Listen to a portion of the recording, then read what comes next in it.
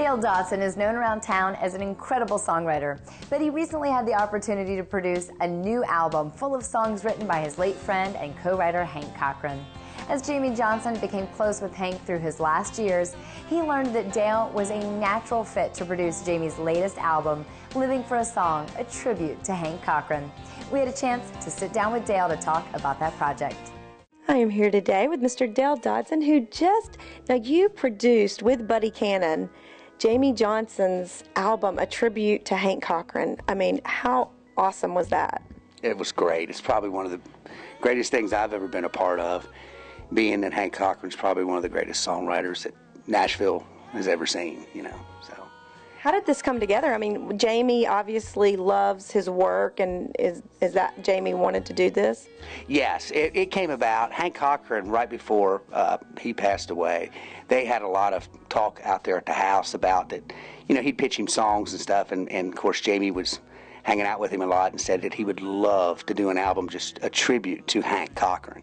And of course, Hank had shared that story with me a lot, that they had talked about it. And so toward the end there, we got together and decided, Buddy Cannon called me up and said, would you like to be a part of this project? Because we were so close, Buddy being close to Hank and I being close to Hank, that I could help with the song process, and then also, you know, with the tracks and everything. And it just all came about, you know. It was one of those things. And Brian Wright over at the record label helped put the whole thing together, and it was just it's a great thing to be a part of. I mean, like I said.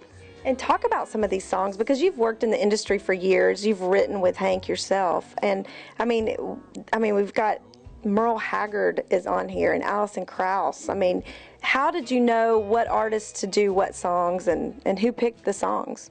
Well, you know, one of the things we did is after Buddy asked if I wanted to be a part of this thing, I said, oh yeah, this is great. Thank you so much. But we went through the song process was the first thing we did. And I and Buddy and Brian sat down, and I know Hank's catalog inside and out here at Sony ATV Tree. But I went through the songs. We had like a total of 35 songs in the beginning. Well, there's no way you can cut all of them, you know, because there's just so many great. So we narrowed the list down to 20, and from there we got down to what, 16? 16 yes, yeah, 16 tracks. And then we made a wish list of some of the artists that would be great, as like what we're saying here, that Jamie is pretty much the thread that runs through it.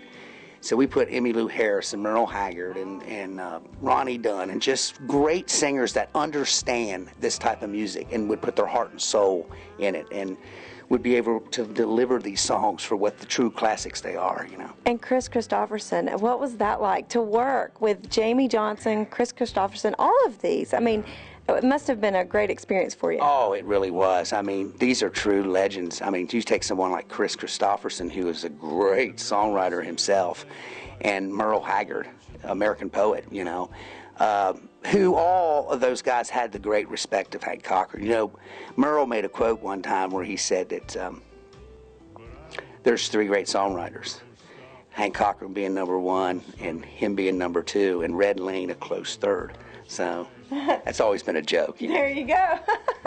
Now, what about Jamie Johnson? I know it's always a pleasure. Is this the first time that you had produced and worked this closely with Jamie? Oh yes, and like I said, it was a real treat. There is a real artist, a real live artist today, heart and soul, and he loved Hank for the little bit of time he got to know him, and he learned these songs. You know, of course, he grew up on his music too, and of course, Buddy Cannon, there is an A-class guy. I mean, that guy knows his way around the studio more than about anyone in this town. So there's a lot of respect, I think, that went along with this, with the three of us, and then with all the acts that we got on this project. It just all came together. It was not hard, you know. It just flowed. Everything did. I fall to pieces. Hank Cochran was an institution. I mean, he brought songwriting and song plugging. You know, he was the greatest song plugger ever, you know. I mean, Willie Nelson will tell you that, and so will Harlan Howard. Not only did he, you know, write all these classic songs, but he was a businessman. I mean, he got out on the streets, and he was plugging these songs to Owen Bradley and Chet Atkins and Fred Foster, getting record deals for Jeannie Seeley. People like Merle Haggard was coming to town and going, who's this guy that wrote all this Patsy Cline stuff? Hank Cochran. I wish he would write a song for me. This is in the 60s.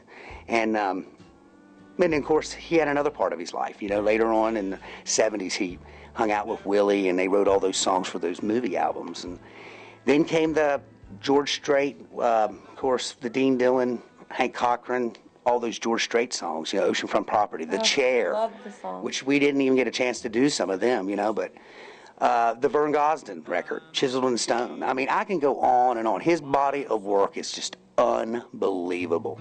Made my bed out in the street, living for a song. I spent a lifetime on the road, like desperados chasing gold. Now it's time for our weekly songwriter tip. We had a chance to sit down with award-winning songwriter Ben Hayslip to get some advice about how hard you have to work at writing if you want to succeed. When I moved to town, the first week I moved here, I read an article in Music Row magazine that said less than 1% of the people who move here ever make it in the music business. So from that day forward, I told myself either go home or outwork everybody here. And that's been my philosophy since I moved to town. I'm going to outwork the next guy every day of my life.